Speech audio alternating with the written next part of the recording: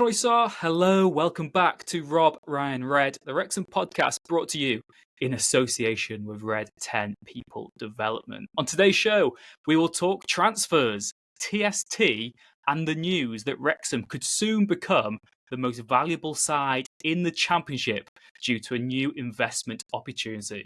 All that and more on today's show.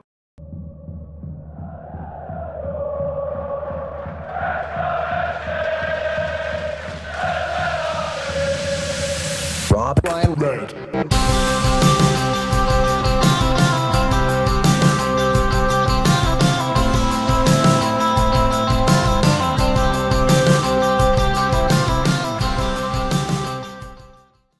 Well, Nath, it's been a few weeks since it's been just you and me. We had Rob, Ryan, Blake, and then Sooty last week as well.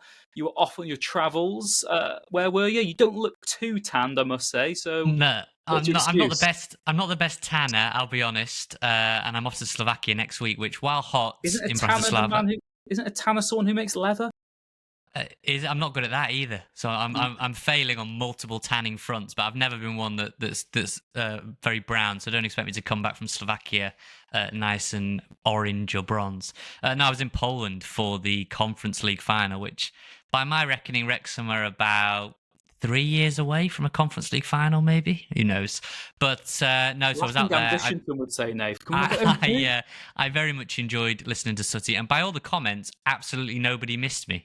So everyone likes Sooty, and what a great episode, and more of this, please. So hopefully people like having me back. I'm glad to be back on, Rich. I enjoyed Sooty last week. How are you doing? How's things for you? The off season, it feels like you and I are both drowning in a football club that doesn't have its act together compared to Wrexham.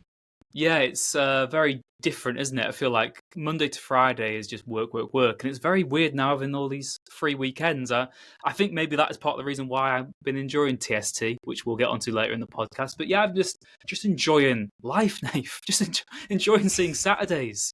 I've missed Saturday 3 p.m, so I don't know what they are. And I'm just sat there not really doing much, twiddling my thumbs, and I'm quite enjoying it, to be honest. But the podcast isn't going anywhere. We'll be with you all summer, bringing you all the latest Wrexham news. I was going to say, is it 3 weeks today when this is out on the Thursday that the fixtures are announced? I think it's Thursday, the 26th of June, right? And then it becomes this is very real now. Wrexham, I think you and I are both expecting to be that opening game in the Championship. That's how it feels to me, that Wrexham against one of the relegated teams will be the season opener, the curtain raiser in the Championship, and that's when it'll feel real. So 3 weeks, we've got a few ideas of different videos. You've sent us a load in, so we'll be dropping those here or there, some like little 10-minute ones, while I'm running around Slovakia trying to follow the under-21s team, England's under-21s. But yeah, firstly, Rich, big news. The Wrexham are flush with cash and could have even more cash coming through the door. Sounds like quite a good situation to be in, that, doesn't it? Yeah, so this is the news, which you might not have seen. It dropped from Bloomberg about half an hour before we were going to record the podcast on Wednesday, the 4th of June, and we weren't too sure what our major sort of newsy angle would be. We're saying not much has happened, and then Bloomberg have dropped this bombshell, and it's that Wrexham are considering selling a stake that would value the club at $475 million, which by their record would make Wrexham the most valuable Championship side at the moment. I'm not sure if that includes teams that are being relegated from the Premier League or not, but based on last season's Championship lineup, Wrexham would then be the most highest valued club in the Championship. So it's not that Wrexham are going to sell a stake and get $475 million in. So $475 million in, or £350 million that equates to. But it's that Wrexham could sell a stake, which would then push their valuation up to that. So, for example, this is purely hypothetical. Yeah. You could sell 10% for £35 million, and that would therefore mean that the overall business is valued at £350 million. I think we just need to pause for a second. That when the Allen investment came in, everyone was getting a bit giddy that Wrexham were valued at 100 million. So, that was the valuation of the football club. Rob and Ryan acquire Wrexham. The short version is they acquire Wrexham for a peppercorn from the trust. The legality of it is basically you get it for nothing. They invest £2 million. So if you want to say they bought it for 2 million, that's fine. But technically they got it for nothing. pumped 2 million quid in. It's then worth 100 million with the Allens on board. We've seen a bit of them, Eric and Colleen in the documentary, and they're talking about their vision. And now Bloomberg have put out this story that Wrexham, based on what they're looking for in terms of outside investment, external investment, and you saw in episode 1 of the documentary, my chat with Peter Moore, where he said they will need significant investment.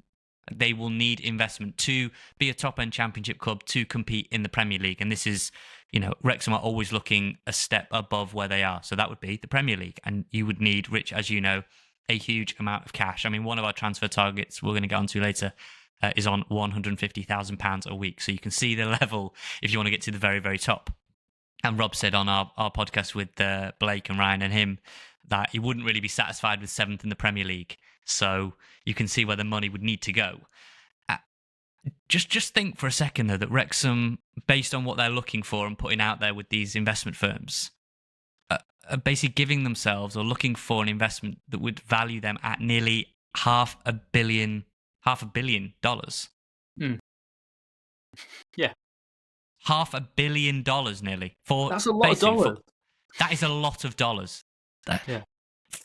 Nearly 500 million. I don't know. I say this all the time, but it doesn't feel that long ago that we were only able to offer 1-year deals. But it wasn't. That's the whole point. That's what's made this such a whirlwind, and this is why it's so bloody crazy to get into. And again, if you want context on this, Sheffield United were recently bought by a consortium for £111 million. So we're basically saying that even if this investment doesn't come to fruition, because it is only Wrexham are putting the feelers out there, you still need someone to bite at that valuation. They might say, you're still too raw and sort of immature as a club for that to actually be the valuation. But Sheffield United were bought for £111 million, and Wrexham's valuation is already sort of close to £100 million anyway, after the Allens bought close to 15%. Right. So, Rob and Ryan are never going to lose their sort of 50.1%. They are the guys who are ultimately in charge. But then the other 49.9%, try and get as much money for that as is possible. And I guess, Nath, if you read this Bloomberg article, it does say that, look, this money would help Wrexham compete at championship level, as we said, with the chat with Rob and Ryan. That is their ambition. It's not to just get promoted and just survive. It's there to try and take advantage of what looks like quite an open field in the Championship next season. There's also the fact that Wrexham need a bespoke training ground. That's all gone quite quiet and is just not ideal behind the scenes. You've then got the COP, which is another 7,000 seats in the stadium. Fantastic. But of course, next season, the capacity will dwindle because of that. And even once you've done the COP, you then got 3 other stands that will look very outdated all of a sudden. So they'll need doing as well. We've obviously had the pitch, which is ongoing now. So there's a lot of money being pumped into the football club. The other thing that it says here is, this is word for word in the article, it says, it's unclear if Wrexham will be able to convince investors to buy in at such an increased valuation. Talks are at an early stage and no final decisions have been taken. A spokesman for Wrexham declined to comment. So, shock. Yeah, you wouldn't be surprised. Because if the club addressed it either way, it gives you even more meat on the bones, really. But interesting that, Nathan, that there's even more investment planned at the club. We know that, and the Allen family's investment, like we said, takes you up to £100 million. That does make you one of the bigger championship teams in terms of your valuation. But even at that, then, if you then went to the Premier League, you'd suddenly be one of the smaller teams again, probably the smallest team in the division in terms of valuation. So there's still a lot of room for growth for Wrexham. They've got very lofty ambitions. I suppose it's just a case of seeing whether investors buy into that right now, because there's a lot of feel-good factor for the club. But hypothetically, you could sell this stake. What if Wrexham don't then push on and get that Premier League promotion? What happens then?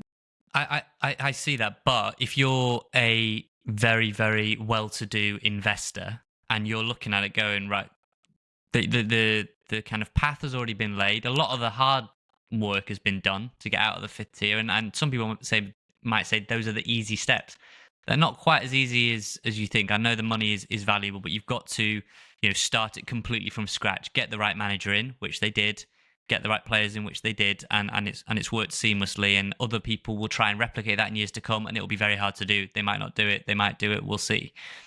But now investors have got to look and go, right, companies like MetaQuest, huge, enormous company. You've had United Airlines, one of the biggest airlines in the world, all these major brands that are teaming up. The documentaries, I think it just won a Critics' Choice Award. I saw Ryan did a very funny video to sort of accept it on Wrexham's behalf, and then Rob was actually in the room, so he didn't need to do it. But very, very funny, classic those two. But yeah, it's one of those where do investors look and go, we can easily, if you become a Premier League team, you become incredibly valuable because that is a closed shop. That is very hard to become an owner of a Premier League team.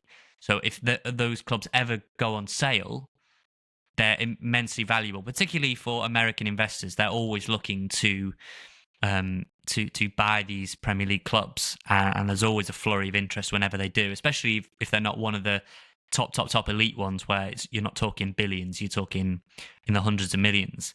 And I think it's really interesting that there'll definitely be substance behind that article. It's not just 2-2 journalism, I call it, where people have just decided that Wrexham are going to need more money and therefore it's obvious.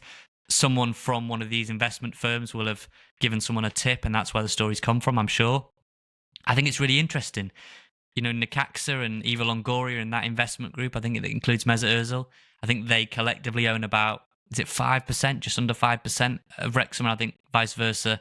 There's an investment in Necaxa, and obviously they've got their own documentary series with Rob and Ryan. I'm hopefully going to use that to practice my Spanish a little bit if I can find it. And then you've got the Allen family owning near 15%. So there is still a chunk there, like you say, of that minority stake that will be there. I think it'll be very tempting for somebody, even at that extremely high price point, Rich. I think someone will go, you know what? If I can be one of the pieces that can help them get over the line, I can be attached to Rob and Ryan that might be beneficial for your own business venture, whatever that business venture might be. I'd be very surprised if they couldn't find somebody out there that wants to jump on at, you know, the penultimate stop on the journey. Yeah, I think the other argument as well is if you get someone who has that disposable income and who is maybe even very ambitious, you could almost sell it to them and say, look, you're getting a bargain here because we could become a Premier League club, and then in which case your stake actually looks quite favourable in terms of it might look like a very big outlay now, depending on how much it's sold for and what the valuation is. But you could then argue, well, look, in a year's time potentially you might have doubled your money, you might have tripled your money. You know, going to the Premier League, that is worth so much more. So yeah, again from Bloomberg, the headline news is that Wrexham are considering selling a stake that would value the club at £350 million, which would make them the most valuable Championship football team at the moment in time. The club is working with investment bank advisors to canvass demand, and we will see what happens from that. But I don't think our podcast funds are quite stretched to an investment of that. We might be able to take a 0. There's so many noughts I couldn't say them all. 1% of just, you know, maybe one maybe our YouTube money from this video is all we can put forward. We can shove our chips, and I don't know if we'll get voting rights, but very interesting. Buy that peppercorn back. Who knows? We can try and buy the peppercorn if we can. But I would say in that article, you know, they float an idea that Wrexham will have earned about 40 million in revenue from League One, and the aim would be to get 50 million in the Championship. And it does make you wonder. Wrexham have got some financial muscle. I know Ipswich, Leicester and Southampton coming down have all earned 100+ million. I think 109 million was the lowest that they've earned coming down, and they'll be on parachute payments, right? So they will be, when we do our Championship predictions just on the eve of the season, they will all be right up there. I think Will Still's been appointed Southampton manager. I think that's a really good hire. Ipswich right now, depending on their business, would be one of my favourites for the title. And Leicester, we're waiting to see what their sort of points deduction would be for breaching PSR. I think when they were last in the Championship, right, when they went up under the Maresca season, which was weird. If anyone didn't know that story, they got promoted. I think they breached rules, but because they were then in the Premier League, the EFL couldn't sanction them because they'd allegedly breached rules on the way to the Premier League, and then they were in the Premier League, so they couldn't sanction them. Obviously now they're straight back down, and the EFL are rubbing their hands together to finally get very boring. That is why Man City could never be relegated to non-league, is because it's Premier League charges, and Premier League don't have the jurisdiction to kick them out of the EFL because it's two different bodies. So the Premier League could give Man City a reoccurring minus 500 points total, whatever, and just continuously get them out of the Premier League, but they can't kick them down to non-league. Right. That is interesting, though. But yes, so they'll be right up there. But outside of that, I know Birmingham have said a lot. Like Tom Wagner's come out and said we will be the financial superpower outside of those with parachute payments. let's see, Tom Bagner. Let's see what investment Wrexham get. Let's see what they do in the transfer market. Let's see, and I think as well, people writing off Phil Parkinson. He's not had cash like this before. This is this is serious I cash. don't think you can compare next season to any other season we've seen really in the Championship. A team getting promoted with what we've got as well in terms of the revenue and the merchandising. We've got so much PSR and sort of financial fair play rules to play with. And we will do a video at some point in the summer once we've actually worked out all the ins and outs, and we can bring you kind of a nice boiled down version of how they work in the Championship. But basically, Wrexham have at the moment sort of a £40 million buffer. They can afford to lose £40 million over a 3-year period, and they wouldn't be penalised for that. And because of the way the club's around, and there's so much money coming in from merchandising and all the sort of sponsorship and things like that, Wrexham are in such a unique, really exciting, unpredictable situation going to next season. So yeah, we will see when we do those season previews. As another note as well, I will be doing the Wrexham season preview for 442 magazine again this year. So if you happen to buy your 442 on the eve of the new season, they've got previews for all 92 EFL clubs, Premier League, as well, and then also I think the Scottish leagues as well and things like that. So we will see where I rank Wrexham this year in those predictions.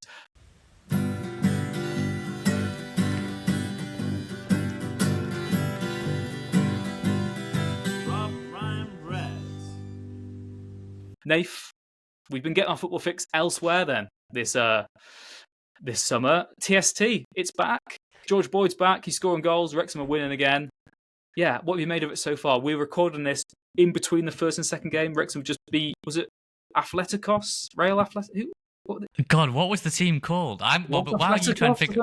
It was something like that. Well, you figure out what the team was called. I'm going to say that I had a brief chat. I would say brief being the key word with Jake Hyde. He just touched down in the US, and we were just catching up. Obviously, I did an episode with Jake Hyde way back. So if you haven't listened to that, go and listen to that. And actually, one of the things that struck me in that podcast we did with him, Rich, was he was talking about how Liam McAlinden was often just like happy to be there. He didn't mind the sort of role he had. He was just like happy to be there. He was one of Jake Hyde's best mates in the squad at that time.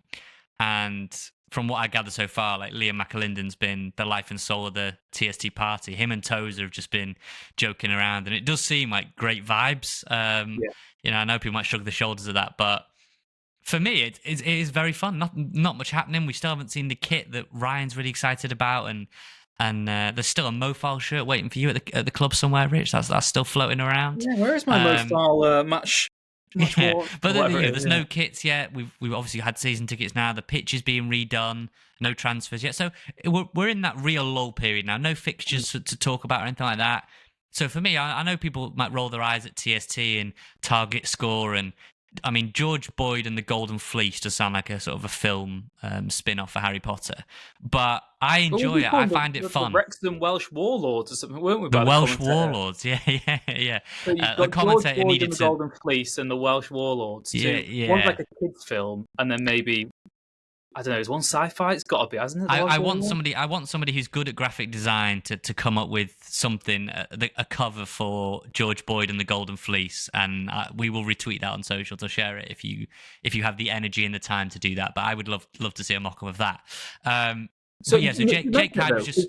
Lots of people watching this might not know what the Golden Fleece is. So the Golden Fleece in TST.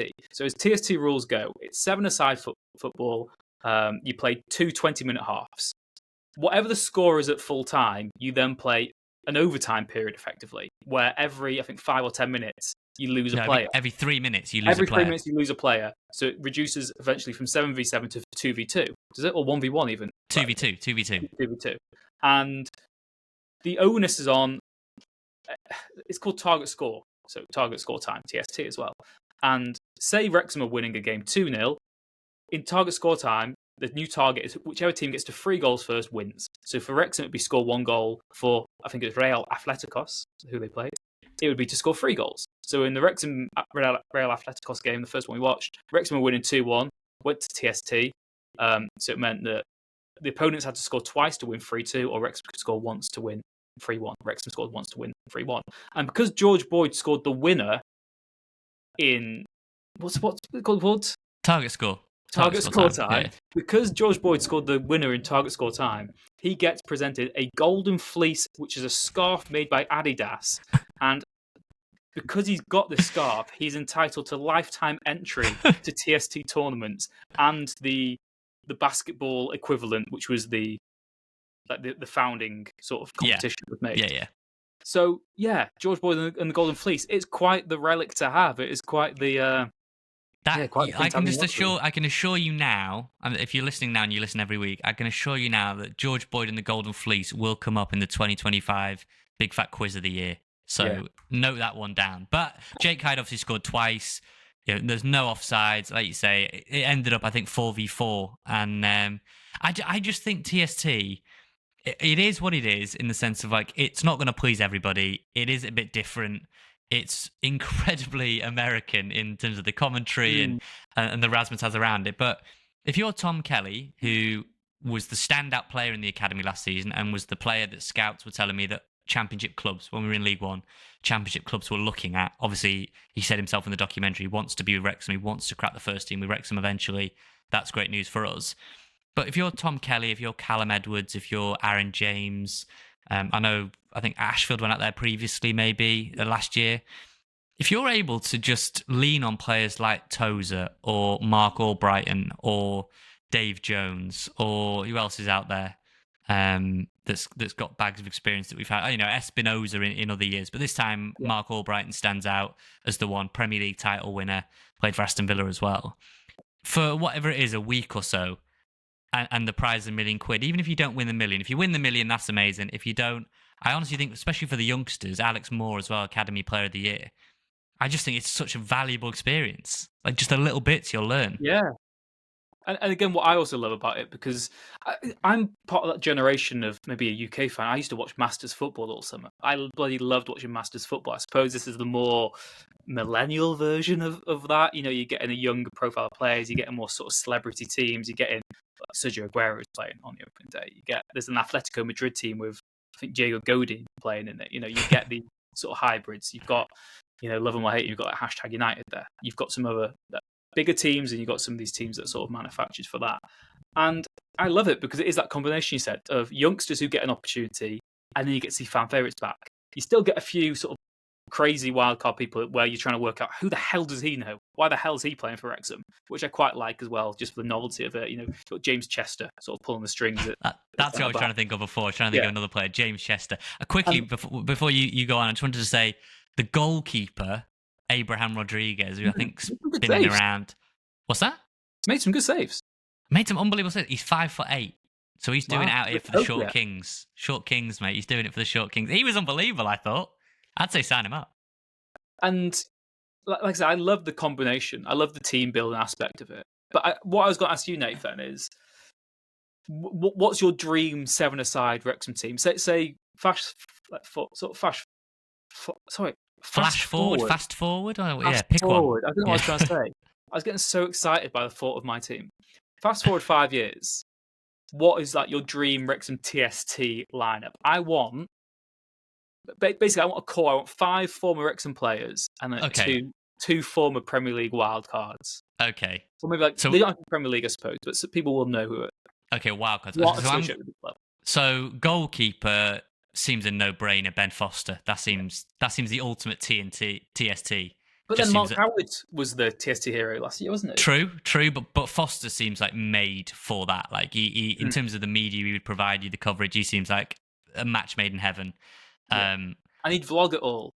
He'd be perfect. I would get him in there. And he just strikes me as someone who's just going to keep himself in impeccable shape for as long as he lives, basically, because he cycles 1,000,000 miles a day, it seems like. I do quite admire some of the former sports stars who just retire and think, you know what, I've not been able to eat burgers for 20 years. That was Eden Hazard. If you saw him recently, just ballooned massively. So I don't know. I'm not going to say by position now, but definitely Foster I would like in goal. Ollie Palmer would be a shoe-in. I think he'd be like, when we had Lee Trundle that year, I think it was the first year, and just they kept calling him the Shaquille O'Neal of TST. So that's what Ollie Palmer could be. And also he'd be perfect in terms of, mixing with, he'd just enjoy it as well. I think he'd get a lot out of the experience just being in the States. Was Christian Pulisic, compared to some ridiculous ones. I'm going The to find LeBron James of soccer. Yeah. yeah, maybe not. So Maybe we've got not. Ollie Palmer, we've got Ben Foster, right? So do you agree on that? Do you agree on those? Or have you got? So Yeah, I because think I that think they're a combination of they've played a huge part in Wrexham's rise. They're both very high profile over in the States as well through the dock and stuff like that. So I think they're both really good options. And crucially, like you said, no offsides. So you can just lump the ball along to Ollie Palmer. yeah. He can just, he doesn't have to move if he doesn't want to. So he those did a lot two, of running, but let's give him a rest. He can just stand still if he wants. So those two, and you've got to think as well, it's a very technical game, right? So you need those players. Another one I'm going to chuck in years to come. I think game would be made for Elliot Lee. Small pitch. He's very technical on the ball. As he gets a bit older, he'll still have his touch. I think he'll still have his technique. So for me, in terms of, I'm trying to pick players that are relevant now that in 5 or 6 years. Yeah, I can't have Don Vose. He's sort of missed the boat, hasn't he? But would have that cachet. You can do if you want, but I mean, that's those three I think would be absolutely nailed on for me. I do think Don Vose would be excellent at TSC. Personally, he would be very good. He would be very good. But I've gone for Elliot Lee as a more up to date. So there'd be 3 of my 7. We need a few more more wild card picks now because I feel like I've picked safe picks there. James McLean. I feel like he'd be the intensity and anger. I feel like if he had to play there was a team that played earlier against Plymouth, Argyle, that was called the Drunken Monkeys, and I just feel like, and there was another team that was called Bobbly Pitch FC. I just think McLean's future's surely got to be in like Misfits boxing or influencer boxing. Surely, I would love to see Wrexham sort of win TST and McLean sort of outing everyone who's wronged him in TST on his Instagram page, saying, "Yeah, you left a tackle on me, but who's laughing now?" Sort of thing. Yeah, to some guy that is not a professional footballer in any way, or was never a professional footballer. That's why I'd love to see McLean in it. It'd be like sort of like Meme Machines or something. You know, it'd be like this sort of just this guy who's just like he just can't. You know, what I love about James McLean is that he can't sort of play friendly. Do you remember when Gabby Agbonlahor wiped out the kid from One Direction and he threw up on the pitch? No, what was that in a charity game? There's an Aston Villa Celtic charity game. I think Louis Tomlinson from One Direction was playing, and Gabby Agbonlahor wiped him out, and he had to immediately be subbed. And the stadium was filled of all these young girls, these Directioners who'd come to see the pop star play football, and Gabby Agbonlahor just reduced him, and he went off injured immediately. What I would say, clean is he would take no prisoners either, because when he's playing sport, he's only playing to win. Well, I would say a feather in McLean's cap is that with this target score time, you need fitness is obviously essential, and he's by far the fittest player in the Wrexham squad, as the bleep tests would attest to. So I think in terms of, and you just know he's another one that I just think his condition, he's never going to do the Eden Hazard balloon by eating 10 Burger King meals. You know what I mean? As soon as he retires, I just can't see it. I just think McLean will always keep himself in impeccable shape. But then I don't know if we've got 3 wild cards, because we've got 4 there, 4 bona fide Wrexham players now Foster's obviously gone, but in years to come would be well known through the documentary and have a decent status through the documentary. Have you got any wild card picks or just random players that we like now that would be good to see in a Wrexham shirt? Oof. Are we going sort of Premier League? Yeah, I think Premier League or internationally known player, because Mark Albrighton's a Premier League winner. Yeah. I suppose because we're not going to see it in a Wrexham shirt, I'd love to see Joe Allen represent Wrexham again. You know, he's okay. Now that he's retired, could we have him at TST? You know, he had the loan spell, 2 games, 1 goal. Could Joe Allen go out of retirement and put? He's so technically superb, Joe Allen. Yes, yeah. I'm trying to think of the most technically gifted player I can think of. I mean, I was going to chuck Bale in there before you said Joe Allen. Yeah. Just have Bale. I don't know, because what I would do as well, my advice to Wrexham is if they ever got a mega star to play in TST, imagine, because TST is getting bigger every year, right? Imagine it becomes a 2, 3, 4 million prize, whatever it is, and you can get a mega star like Bale or. Did you say there was a player before that was there was a player before that was called Harry Kane, but Cain, and they were like, Harry Kane's done this, Harry Kane's done that, very enjoyable. But honestly, if they ever got Bale or Allen or anyone like that, make the shirts, sell them, people will buy them. That would be my advice. So basically, we don't know what we want it to look like in 5 years' time. We're quite happy if Wrexham is still there because we enjoy TST. It might not be Yes. for everyone's taste, but it's Give us got a your lot. suggestions in the Spotify comments or in the YouTube comments. And I do want to say very quickly, thank you for all the people that have subscribed over on YouTube. I think we might be at like 4,500 subscribers now, which is great. And we're really appreciative of that. And yeah, I know we've kind of banged the drum for YouTube a lot lately, and Spotify, and Apple, the numbers are really high. So yeah, thanks so much to everyone that's following. And yeah, let us know your suggestions. TST, who would you want to pull on a Wrexham jersey?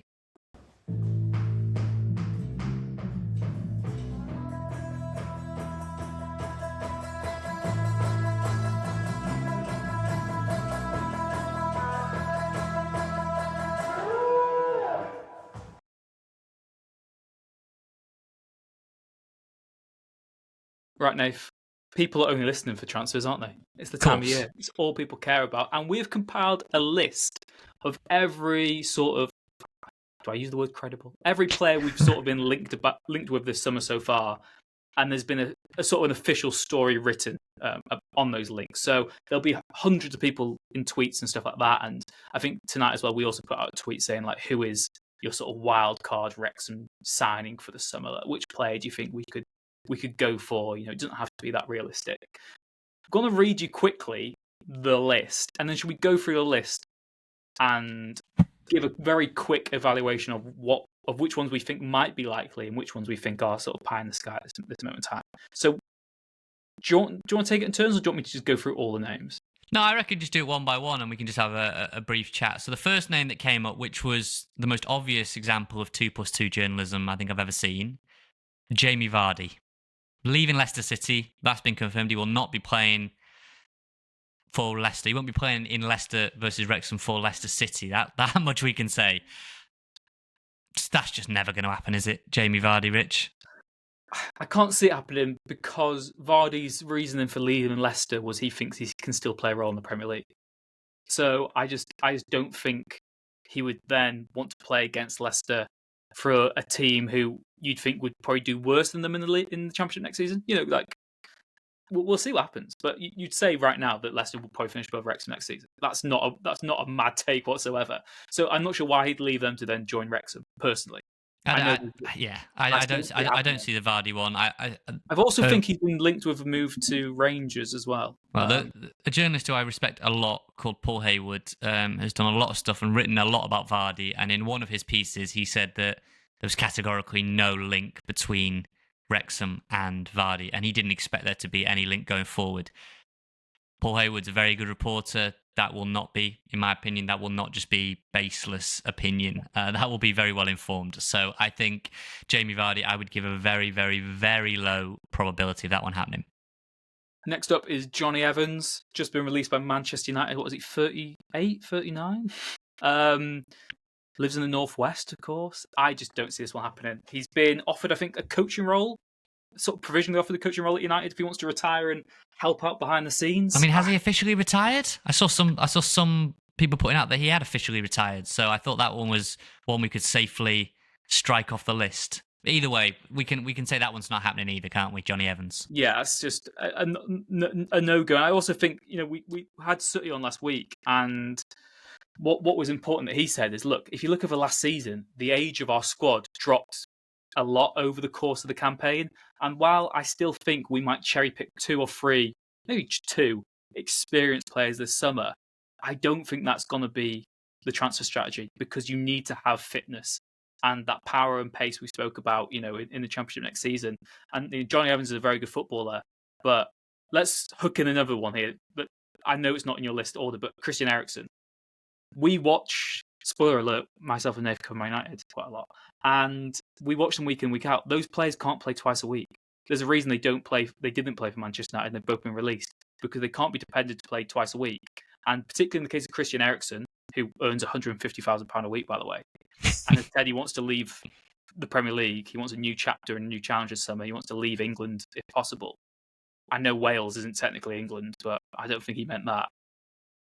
These players didn't have the durability to go twice a week, and that's what Wrexham need because next season is going to be grueling.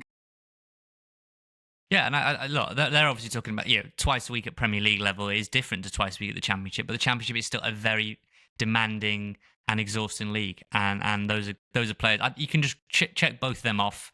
You're not going to get Christian Eriksen in a Wrexham shirt. You're not going to get Johnny Evans in a Wrexham shirt. You're not going to get Jamie Vardy in a Wrexham shirt. One that you might, that I think is credible, that if we don't get him, I don't think it's because of a lack of interest. I think it's just he's just chosen an offer elsewhere. Harry Darling, who has not accepted a renewal at Swansea, and Swansea are moving for Santos at Bolton. Is it Ricardo Santos, I think his name? I might have got the first name wrong there, but I think a deal's been agreed there, centre-back, which suggests that they might have given up the ghost a little bit on Harry Darling. Regular in the Championship last season, good injury track record, and is experienced, and is what, 25? That feels like a ready-made Championship defender that isn't of an incredible age, that would immediately slot in. That feels like the exact type of player that you want to get on a free transfer. Yeah, he's a player I think Wrexham are interested in getting. I think he, like I say, ticks all his boxes. Again, I think the difficulty for him is that it's convincing him that the project is legit and that we've got serious aspirations next season. Because I know Birmingham were slightly linked. I know Norwich have serious interest in Harry Darling as well. They're a team who you'd expect to be around the playoffs again next season. They've always got very lofty ambitions. In new management. So, Liam Manning gone in there now.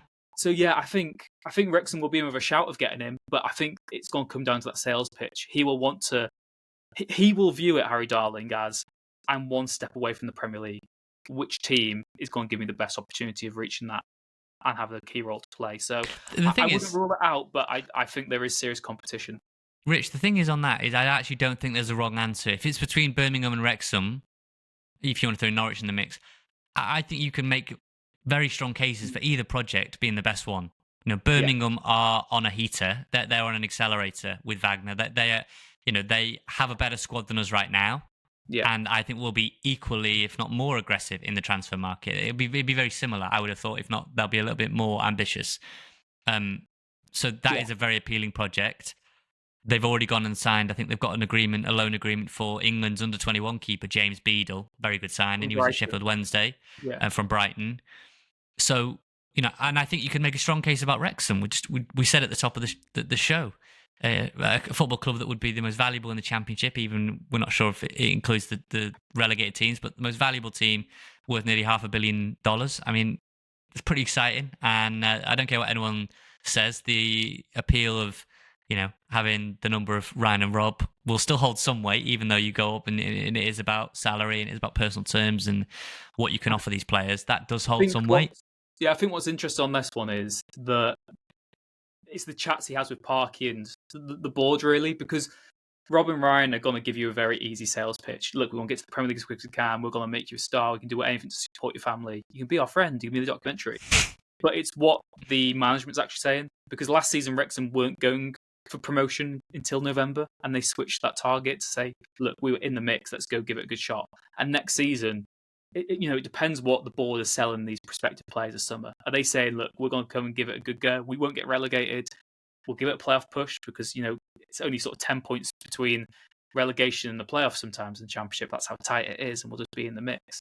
Or are they saying, look, come here, we're going to give it a bloody good go for automatics next season? So I think that's a key argument in all these, is that it's what is the board saying to these players? Like, what do you think they're saying to them, Nath? Do you think the board is saying a pitch in Wrexham right now is a team that's going to get promoted or be in the promotion mix? Or do you think they're trying to sell it as you're part of a project here? Next season, we're going to give it our best shot, but we probably won't go up? I think they're probably telling players that are looking at that they are going to put together what they see as a playoff competitive squad. That's what they're aiming for. I think that's what they'll be saying. We can build a squad. We can build a squad with our momentum, with the free agents we can attract, with the money we've got available. We're seeking outside investment, and they'll be explaining more than I can't imagine that Parky's in there with the board saying, "I'm going to keep this player, this player, this player." But he might say, "Look, these are the players we're speaking to right now," and it might be, some top internationals. And Harry Darling goes, "Ooh," and he might go to Birmingham, and they might say, "We're looking at X, Y, Z," and he goes, "Pooh." So I think that the pitches in the Championship, we're not the biggest fish in the National League. That was easy. Money was the determining factor. League Two, similar. Now you need to get a bit more creative. Now you need an actual, you don't need a plan because we've had that all along, but now you need a legitimate, like, step-by-step guide on how you think you're going to get to the Premier League for these players, because getting to the Premier League is a lot of players' dreams, and you can get stuck in the Championship easy. That's Preston North End, that's Bristol City. 12th place in the Championship is very easy to get stuck in. Yeah. Next one is Maxim Talavierov. Plymouth. Just very relegated. Good player. Yeah, looks really good. Ukrainian international, I believe, isn't he? He scored at Man City. I watched him in the FA Cup. I think he scored the goal at Man City. Very powerful in the air, very tall. Too good, really, for League One, in my opinion. He might be one of those that gets snapped up abroad. I think he'd fit in well in the middle of a back three. I wouldn't say he's necessarily slow, but physically very dominant, and very small sample size from what I've seen. But the second name on the list that after that is another central defender, Jack Kingdon, who has basically been in and around Man United's academy, not really good enough there, ended up at Rochdale.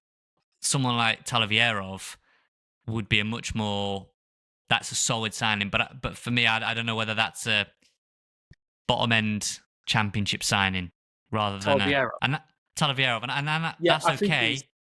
Do you know what I mean? There's sort of levels to the game. Yeah, I think the problem there is, look, he's played one season in the Championship himself. He's 24.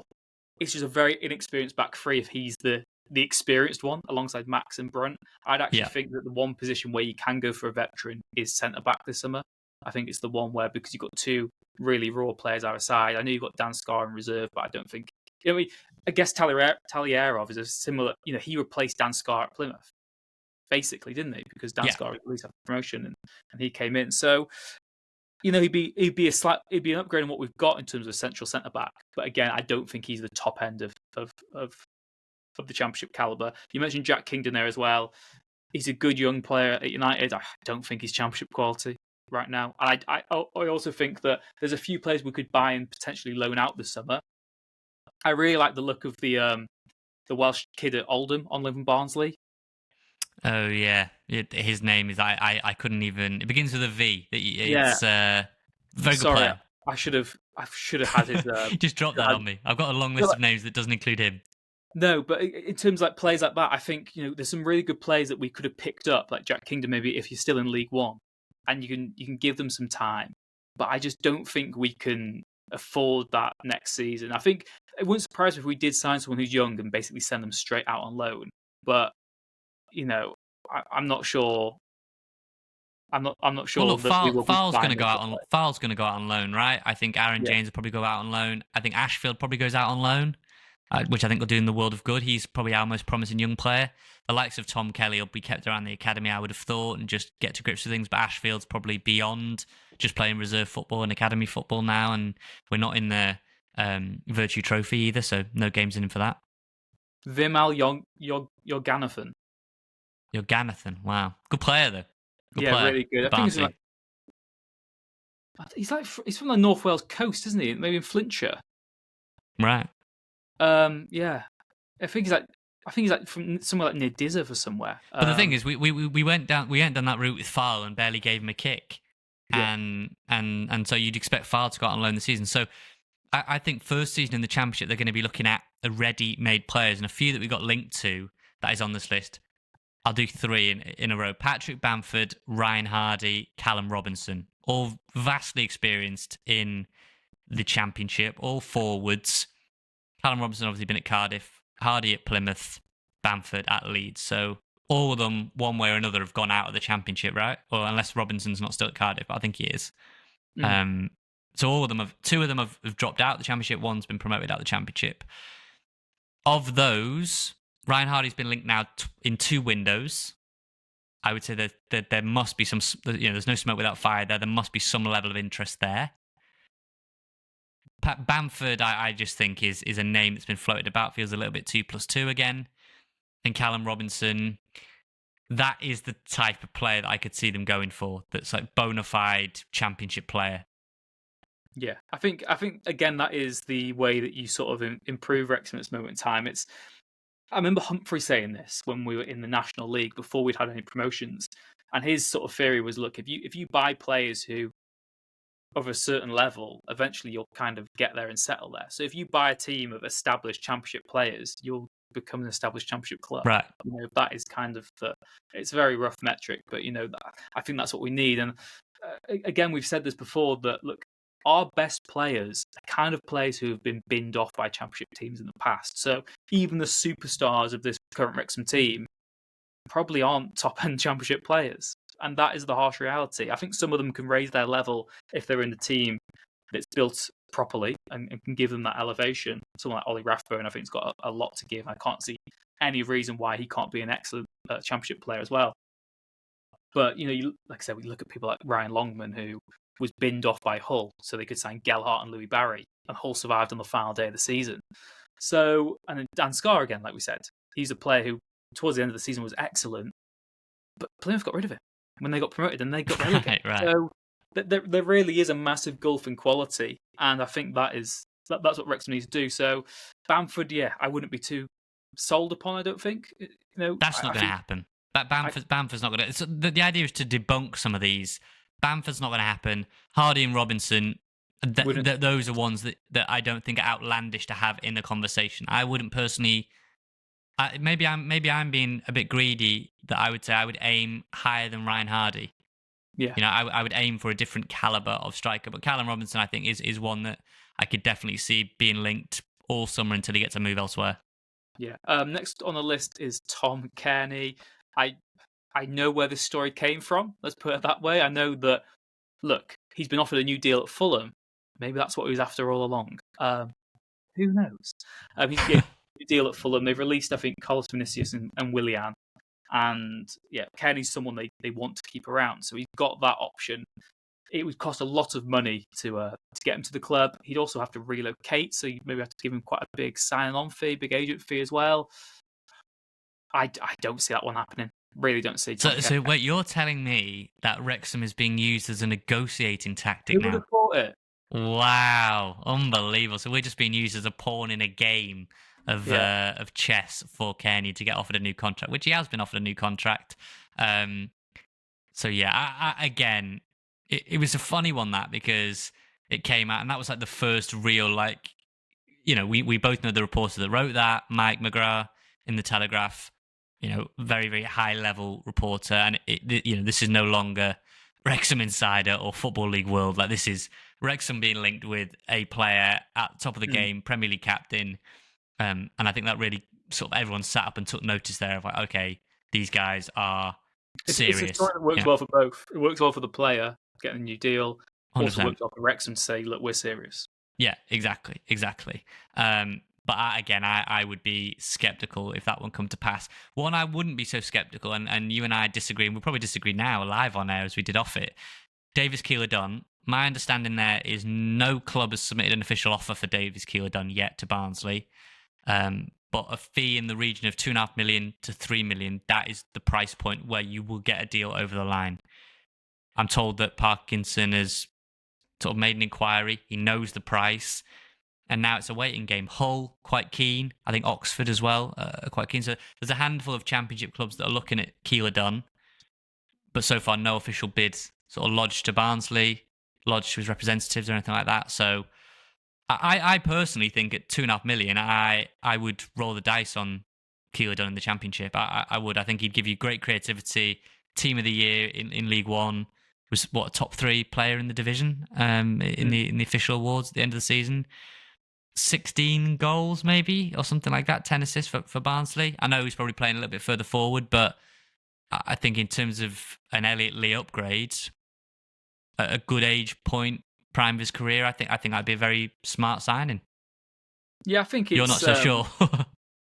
I think it's one of those where it's obviously very good to have like the story as well behind Keeler-Dunn. I think he definitely deserves a chance in the Championship. But again, I think this comes back to what we were talking about before, where we say, well, what is your ambition for next season? Do you not think that's too much of a risk to say, look, we've been promoted to the Championship, there's no guarantee we'll actually be there next season, and we're saying that he's going to be our guy?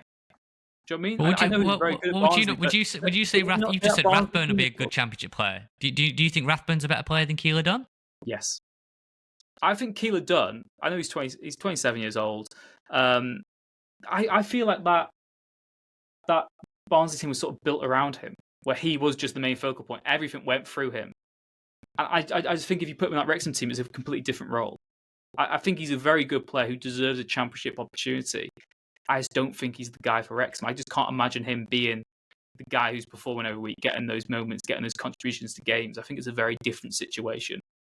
I just think in that 3-4-1-1, which sort of came on and talked about, playing off a striker in an arguably a free role, and I think that role is better suited not to a second striker but more to an attacking midfielder. Yeah, I think it really, I don't think it suited Rodriguez really, and he was being flogged.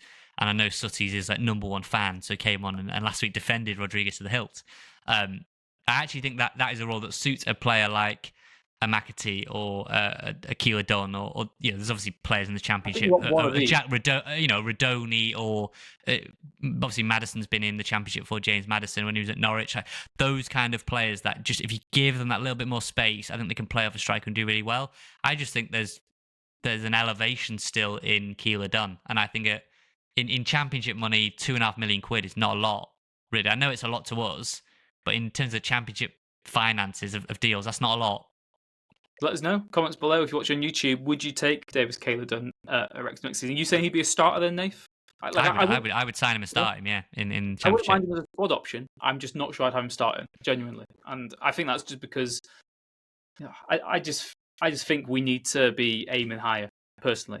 Right, well, we've got a few more names on here that you might like some of these. So just rattle through some of these, Rich. Maybe take the next two, and then we'll just go from there. So you've got Lewis O'Brien, Swansea City. Again, I think a very experienced Championship midfielder. I'm not really going to sniff at anyone like that.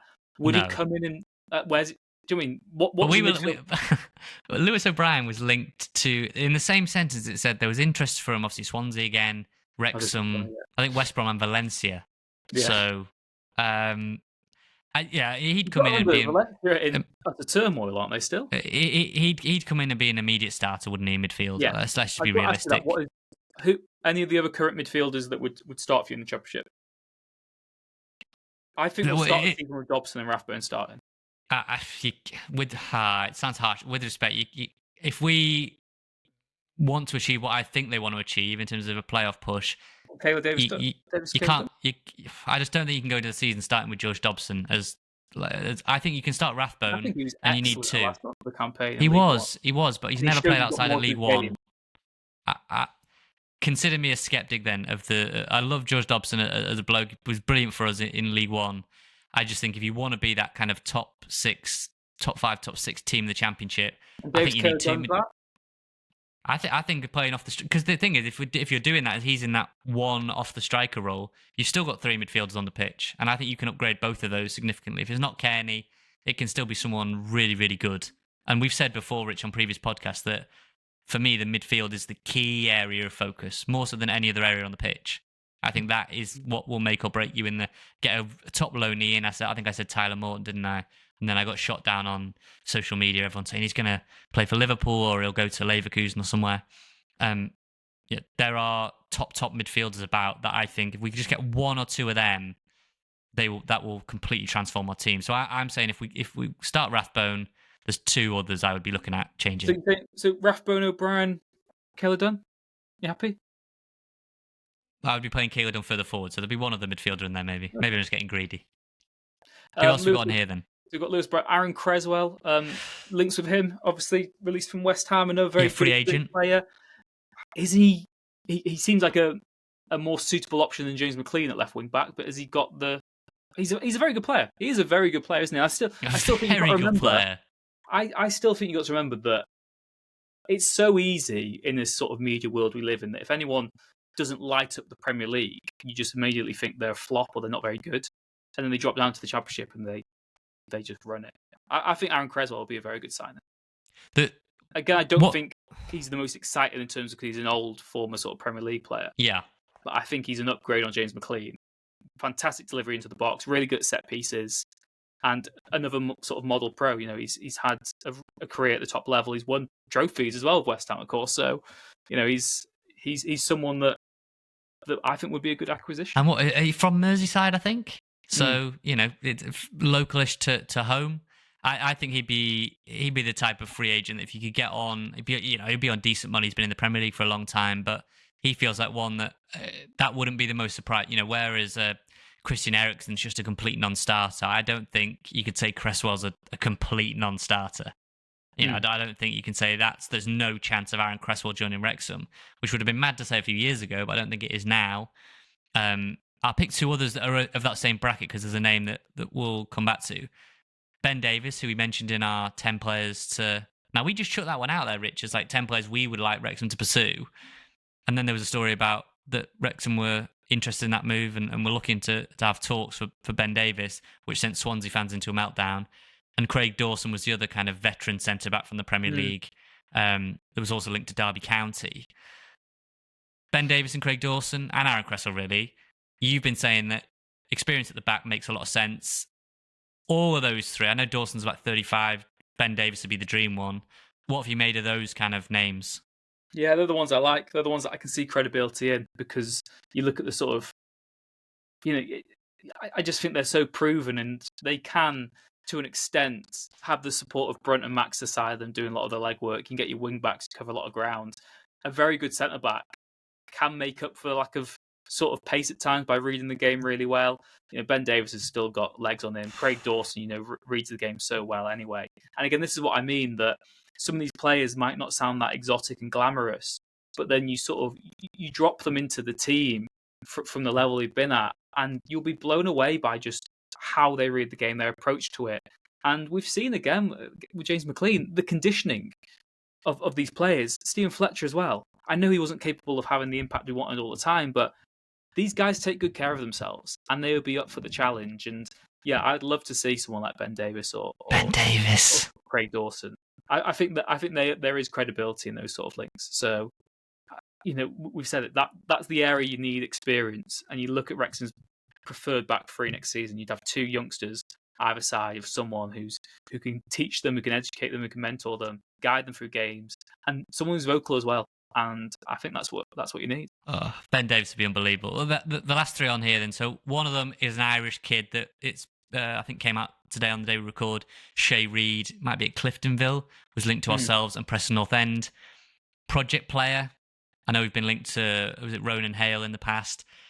I'd be surprised. They took the project player on with Farl and didn't really invest in the project. I didn't think there. That might come back to bite me. Maybe he's learned a lot under the likes of Fletcher and Palmer and Mullin. I'd be surprised if they took another project player on. Tommy Doyle, I just think that's just a non-starter. It's just not going to happen. At Wolves, is it? He's destined for a far higher level. And the one that you put out that got a lot of traction, or you put out, but it was you put the tweet out, I think. Sanusi Ibrahim from MLS. Yeah, from Charlotte. No. So that's a different player. So this guy's from Montreal. Oh yeah, there's a guy. Yeah, Montreal. Sanusi Ibrahim, and I think that kind of spoke to what we were saying about looking at, are they going to be able to go and get any MLS talent? Are they going to now be able to sweep up? And you mentioned FC Charlotte, and that's one we wanted to bring up. That Patrick Adjumang, who American listeners might know, USMNT. Patrick Adjumang, interest, we're led to believe, from Wrexham in January, never materialised into anything, and obviously never came in. But I'd say Patrick Adjumang is one to watch, maybe. Definitely a name that should be on the radar. Has not come out yet, really, in terms of links or anything credible, but definite interest from Wrexham back in January, and I'd be surprised. Remember, was it Sutty's piece about Longman where they tried to get him in the summer, couldn't, and then got him in the January? So clearly they have targets for the longer term, even if they don't get them. Yeah, he's got, 4 senior appearances for the US men's national team, 3 goals. Like we said, another big incentive for a lot of players. This is more sort of Premier League level, is the World Cup next summer. Players want to be playing regularly this season and at the highest level possible. That's why a lot of your Premier League moves will be dictated by that. Players want to play and they want to have good seasons leading into the World Cup, which will be massive. If Wrexham had a US men's national team striker at a home World Cup, can you imagine? Can you imagine the headlines? It's going to be absolutely rotten. It'd be superb.